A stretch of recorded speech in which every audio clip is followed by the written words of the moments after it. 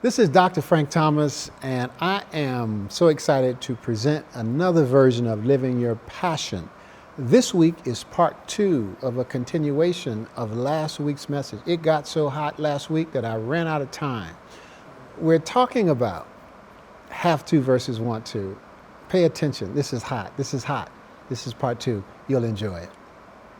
I had a staff retreat with my largest staff, with my key staff.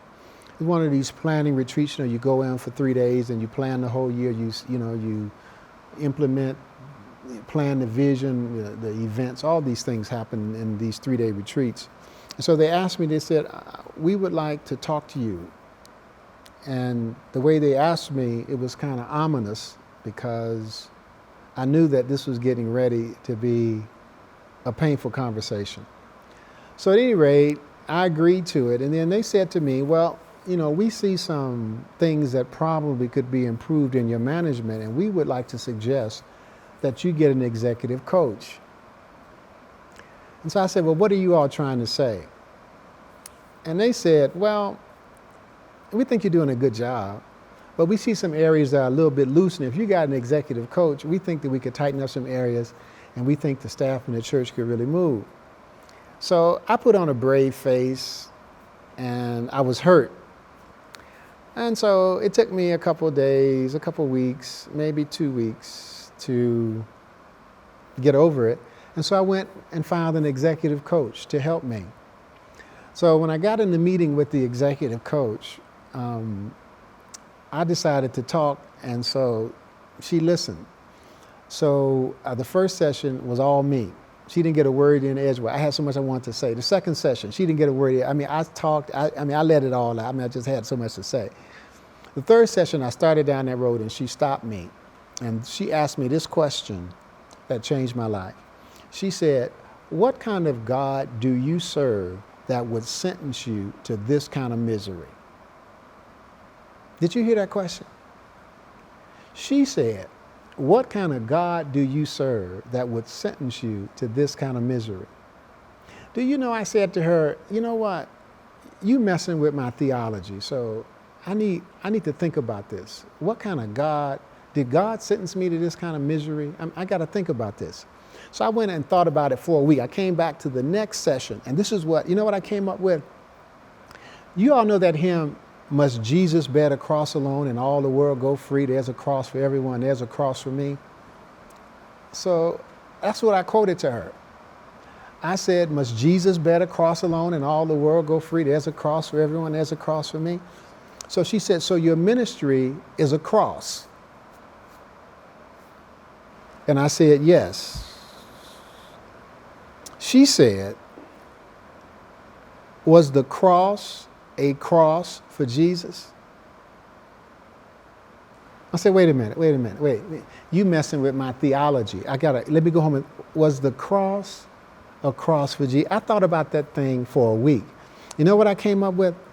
The text in Hebrews 12, where it says, "Who for the joy set before him endured the cross and despised the shame." Who for the joy set before him. I came back and I quoted that verse. Who for the joy set before him. So she said, so the cross for Jesus was joy. His sacrifice was joy. She asked, what would it take for your ministry to be joy? And you know what I said? It came off my lips. I would have to leave pastoring. First time I'd ever said it. Now, sometimes you think that when you say these kind of deep truths that come out, that you break down in an emotional catharsis and you're crying and all that. I was absolutely as calm as I am talking to you right now. I said, for my ministry to be a want to, I would have to leave pastoring. And she said, what would it take to leave pastoring? And I said, a plan. And so she said, would you be open to me helping you with a plan? And we came up with a plan.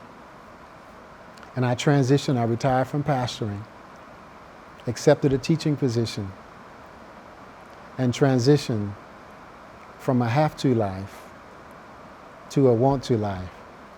And I'm enjoying myself immensely. I'm having a wonderful time. That's my story of have to versus want to. And you can lead a want to life. Maybe it's that maybe you don't have to leave. I'm not suggesting that. Maybe you have to change how you're doing something. Maybe you have to change your perspective. Maybe you have to change an outlook. Maybe you have to change some habits. Maybe you have to take a vacation. Maybe you have to get more rest. Maybe, go see, a spiritual coach. Or you don't have to leave. That was my choice, based upon having done this for 28 years, being a pastor for 28 years. So you can have a want to life. So I just want to thank you for listening to me. This was a profound, for me, sharing today. I hope it blessed your life. I want you to know every Monday we have a Periscope call, 8 a.m. Eastern Time, United States. I do a teaching on preaching.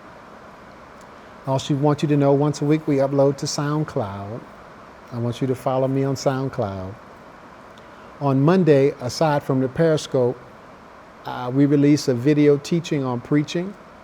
And on Friday, we release another version of Living Your Passion. So thank you for listening. I hope this blessed your life. It sure blessed mine to share it with you. God bless you, and I'll see you next week.